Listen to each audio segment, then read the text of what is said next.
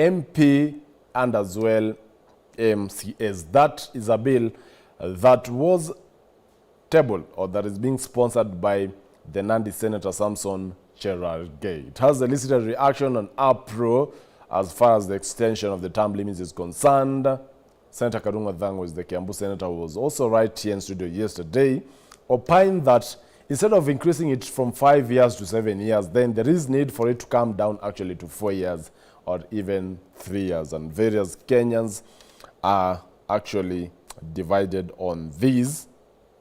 So today is the last day for you to submit a memorandum before the Senate clerk on the extension of the term limit. We'll be touching on that with my very key guest in studio.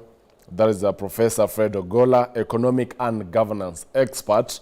Abdullahi Alas, governance and policy analyst, and as well Kevin Ayodi, a governance expert. But I also invite you in this conversation via social media platforms at K24 TV, at Joel Church, as well on SMS and WhatsApp numbers on the bottom of your screens. I'll be glad to sample some of them before wrapping up Newton this morning. We begin with these stories before getting to what is on our dailies this morning, where lawyers allied to Deputy President Rigathi Gachagua on Thursday put a spirited fight in a bid to have the three-judge bench recuse themselves from hearing the petition challenging his impeachment.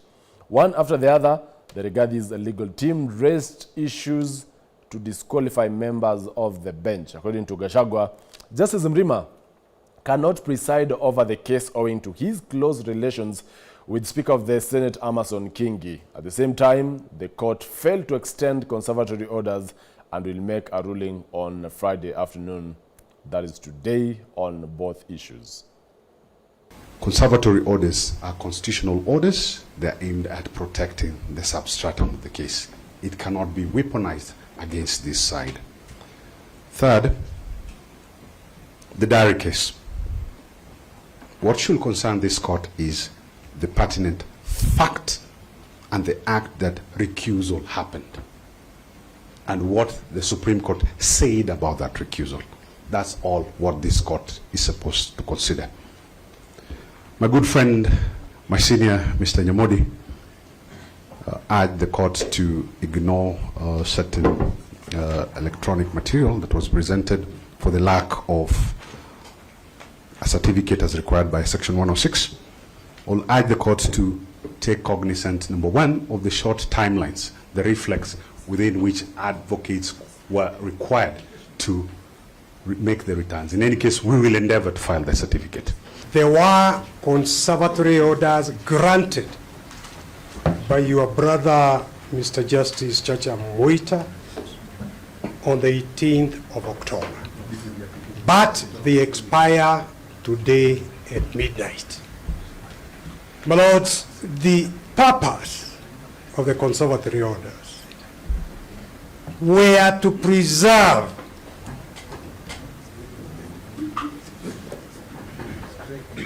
the purpose of the conservatory orders were to preserve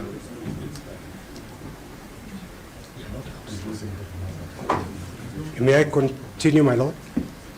The conservatory orders preserve the substratum of the petition and the interlocutory orders application in order for the court to have time to consider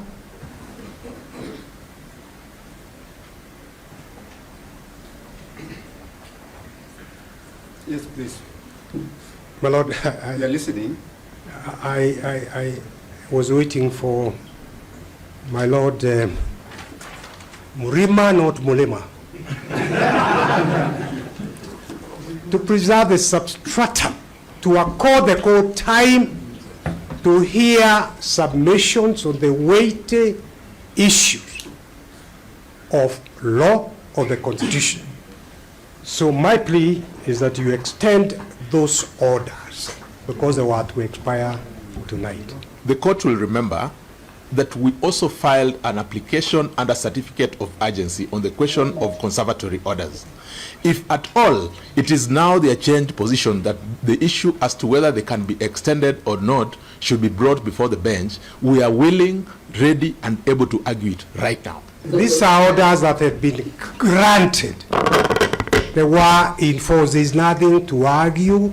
We have not come to the applications. In fact, there are another 2 applications for conservatory orders.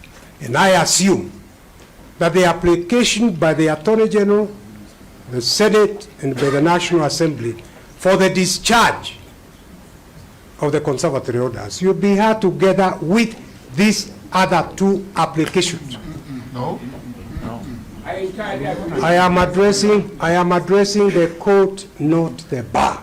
If this court is bad for something, it is bad for everything. Until you have ruled on your own suitability to hear the matter, you cannot address any substance. You are right, Professor Dithu. We meet you tomorrow at 1 p.m. for the ruling. Thank you. Now, Kenya is set to strengthen its energy infrastructure with new international partnerships. Despite ongoing controversies surrounding some foreign investors, President William Ruto has defended deals made with companies like the Adani Group, emphasizing the long-term benefits for the country. Our reporter has more on the president's latest remarks during the launch of a major power project in Nakuru County. President William Ruto has reaffirmed that Kenya stands to gain significantly from the power transmission deal between Adani Group Holdings and the Kenya Electricity Transmission Company. Speaking during groundbreaking ceremony of a 35 megawatts power plant in Menengai, Nakuru County, the president emphasized that the Adani Group is in Kenya to stay. He reiterated the government's commitment to securing more international partnerships, which he said are essential for boosting the country's economy. The Adani Group are investing in the transmission line. Their money, 95 billion. We would have otherwise gone to borrow that money, burden the people of Kenya. We will pay for that transmission line using a wheeling charge that has been negotiated. And it is important for us as a nation to appreciate that a partnership between public and the private sector gives us a win-win outcome. The president credited the success of the Menengai project to Kishan International's financial backing, urging Kenyans to embrace these partnerships, even as some express concerns over Adani's involvement in the country. Many people would have expected us as government to borrow money and come and invest in this facility. That is not the right way to go about it, because we do not want to burden the people of Kenya with either additional taxes or additional loans, when the private sector can do it much more efficiently. Ruto's defense of Adani follows the recent announcement by Energy Cabinet Secretary Opiyo Wandayi of a 95 billion Kenyan shillings deal between Ketraco and Adani Energy Solutions Limited. CS Wandayi echoed the president's sentiment, noting that such investments will expand Kenya's job market and attract more foreign investors into the country's growing energy sector. This particular power plant by All Power 2022 is going to not only add additional power to the national grid, but is going to go a long way indeed, in terms of creating an opportunity for investors to come into our country. When investors come, ordinarily, of course, we shall have more opportunities for employment of our young people. Meanwhile, Nakuru Governor Susan Kehika hailed the geothermal project, noting it will improve farming techniques and accelerate the region's progress towards achieving 100% green energy. The county government of Nakuru is desirous to accelerate green industrial development within the county. It recognizes its rich endowment of arable land for production of food, animals, and forestry products, and has abundant renewable energy resources, including geothermal, wind, and solar, and recognizes the urgent need to prioritize creation of new and sustainable industry based jobs to leverage on available resources like geothermal energy and untapped potential in agriculture and agribusiness, among other opportunities. The 35 megawatt power plant will supply energy to areas including Nanyuki, Meru, Nyeri, and surrounding counties. Kenya is also expanding its geothermal operations in Olkaria, Eburu, and Baringo, where over 75 megawatts have already been proven and will soon be added to the national grid. Mombi Wambogo, K24 Tv, Nakuru County. Wonderful. On to other news, the impeachment proceedings against Deputy President Rigathi Gachagua and the clearance of Interior CS Kithure Kindiki have sparked concerns regarding the reconstitution of the Independent Electoral and Boundaries Commission (IEBC). Delays in this process have raised debate about the risk of Kenya's democracy, with the U.S. Embassy expressing worries about the nation's democratic future. The IEBC itself has reported facing budgetary constraints. Resignation of the IEBC commissioners, otherwise known as the Cherera Four, along with the end of term for the commission's chair, has thrown Kenya's democracy into uncertainty.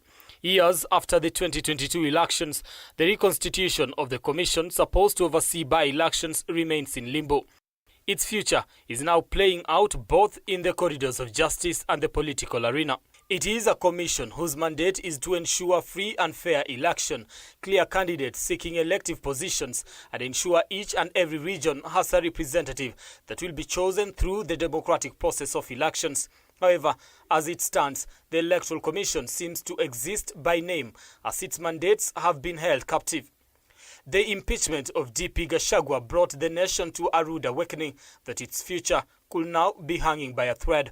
We don't have a functioning IEBC today, as we speak right now. And why? Because the matter is in court. Remember, they were supposed to put in a panel that is supposed to elect or go through the selection panel of IEBC commissioners. So, assuming anything were to happen, God forbid, to the president today, and you don't have a deputy president, then the country is taken into the third arm, which is Parliament, the Speaker of the National Assembly, who within 60 days is supposed to call an election without an IEBC. That is a pure, straight constitutional crisis, and it becomes a straight political crisis. The United States has also raised concerns through its ambassador to Kenya, Meg Whitman, who says Kenyan democracy is now at risk. In a tweet published on the embassy's X account, the ambassador is calling for quick reconstitution after she had a meeting with the IEBC CEO Hussein Marjan Hussein. Whitman says, and I quote, IEBC's ability to support democracy in Kenya is at risk without the recruitment of commissioners or parliamentary action to provide IEBC funding for voter registration, by-election and other election activities. The United States supports Kenya democracy through USAID Kenya. During the meeting that led to the tweet, IEBC says it is still grappling with financial constraints. They posted, and I quote, the commission is confronted with numerous challenges, including budgetary constraints that are hampering its operations. Currently, the IEBC is facing a significant delay in conducting several pending by-elections, including key constituencies like Banissa, where an MP passed away in 2023. The absence of a fully constituted commission has created a legal vacuum, making it impossible to issue the necessary gazette notices required to organize these by-elections. Despite attempts to introduce legislation allowing the IEBC Secretariat to manage by-elections in the absence of commissioners, these by-elections remain pending, affecting both parliamentary and ward seats across the country. But why has it taken so long? According to critics, the delay in filling these positions is linked to political wrangling between key players. President William Ruto called for a bipartisan approach to reconstituting the IEBC, which led to the NADCO report, whose implementation has taken its sweet time. Opposition leaders argue that the process is being deliberately stalled to serve political interests. But with political tension high following the impeachment of Gachagua and the clearance of Kindiki, the pressure to get the IEBC in place is mounting. Brian Amuai, K24, Nairobi. Members of the public are expected to submit their final views on the extension of term limits for the president and elected leaders today, Friday, 25th October, before the Senate's Committee on Justice and Legal Affairs amid a public uproar over the proposal. This comes even as Kenyans continue to oppose that proposal, terming it retrogressive. Ian Kitani tells us more. Friday, 25th October, and Kenyans are expected to submit their final views on the Samson Cherargei-led controversial Constitution of Kenya Amendment Bill 2024, a bill that has elicited a heated debate in the country. The proposal, which has been undergoing public participation from 2nd October, if approved, will see term limits extended from 5 to 7 years. The proposal has, however, received backlash from Kenyans. Si kwamba ninapinga, ninakataa completely. Kwa sababu, according to me, this is total nonsense kwa government kama hii. Ninasema kangaroo government. It is a very primitive, very callous, very outdated and backward idea that all Kenyans must oppose. Kenyans have termed the bill as retrogressive and could possibly lead to dictatorship. We must not allow ourselves to be taken back into imperial presidency and dictatorship. Even if you increase Ruto's term limit to 100 years, there is nothing he will deliver for this country except auctioning state installations and infrastructure. The proposal has not only been opposed by members of the public. Kiambu Senator Karungo Wathangwa has also alleged a plot to cling to power by certain individuals. This 7-year term proposal is a grand scheme for people to retain power. While opposing the bill, Kenyans have slammed the Kenya Kwanza administration of leasing out the country, questioning why they'd want to continue being in office despite not keeping their election pledges. Our leaders are focusing on extending their terms and at the expense of even making our economy workable. Kwanza shughulikia mambo ya SHA, shughulikia mambo ya wananchi. Wananchi wanaumia, wacheni kutuletea miswada ambayo haitusaidii sisi kama Wakenya. Sababu sasa health wamepatia ndani, Getrack wamepatia ndani, airport wamepatia ndani. What have they done with the 5 years so that they're also asking for 2 more years? The ruling party has distanced itself from the proposal. Majority Leader Kimani Ichung'wah through his X account yesterday, terming the bill as a waste of time. If the bill sees the light of day, it will see the creation of the position of a Prime Minister, who will be the appointee of the head of state. Kenyans have opposed the move, citing it not being a priority. We have priorities. Creating the position of a prime minister is none of our priorities. Towards 2022, they were against creating of these positions. Why do they want these positions to be created? With tomorrow being the final day to submit views on the proposal, Kenyans have continued to oppose that particular proposal, instead slamming the Kenya Kwanza administration over failure to implement their pre-election promises. Question is, will the Senate put the views of Kenyans into consideration? Ian Kitani, K24 TV, Nairobi. Away from that, residents and business owners in Isley are urging the government to expedite investigations into the killings of 3 women whose bodies were mutilated and dumped in various locations. This plea follows a peaceful gathering that escalated into chaos, resulting in business activities being paralyzed for the march of Thursday. Alan Wino has more details. CCTV footage captured 2 women, now identified as Amina Abdi Rashid and Nusuiba Dahir, waiting for what appears to be a taxi to find their mother, who had left earlier for medical treatment. This was the last sighting of them alive. Large crowds gathered, blocking major roads in and out of Isley, as residents, along with Nairobi Senator Edwin Sifuna and Area Member of Parliament Yusuf Hassan, united in their demand for justice. Shops in Isley remain closed as residents unite to demand justice for Waris Daud, Amina Abdi Rashid and Nusuiba Dahir. All 3 were brutally murdered under unclear circumstances. We continue to call on the DCI to ensure the perpetrators are brought to book, said Sifuna. According to Hussein Abdi, a relative of the deceased, this is not an isolated incident but part of a disturbing trend in Isley. He questioned why such cases have become more frequent compared to previous administrations. akiwa mwili yote alikatwa ni familia yangu. Sasa walikuwa msichana alitoka hapa Isley kuelekea mama mgonjwa. Mtu alipigia msichana simu, aliambia mama yako ni mgonjwa sana. Sasa huyo mtu ako kwa gari already. Ameambia mama yako ni mgonjwa sana. Sasa mgonjwa amezidi sasa. Msichana amekimbilia sasa, na nafikiri ni kweli. Ukimbia hivi amekwenda hivi mpaka sasa msichana hatujaona. Na yule amepigia simu yake haja amepiga simu ya mama. Tunataka serikali hii mambo wanajua sana, si ati wanajua mzuri sana. Hii yote kitu inakaa hapa ni public camera.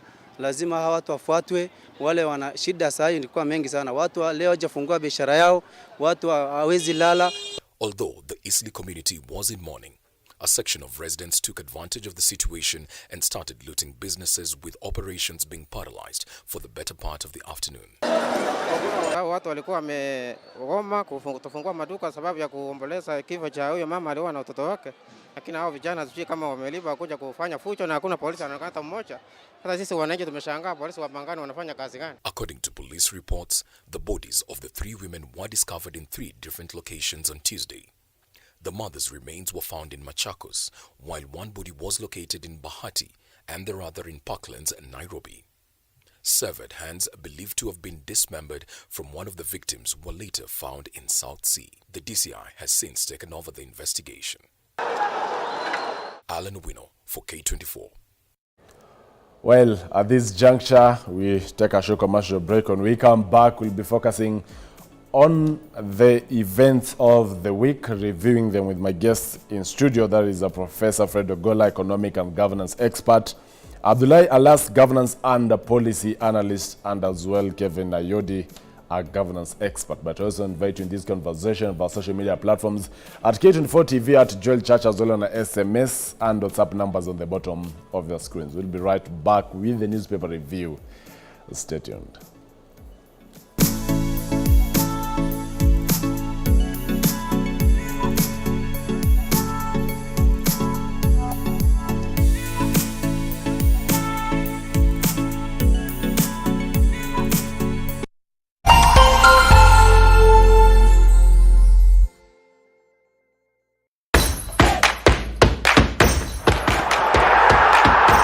Follow the champions on the home of football. Watch the latest Man City content exclusively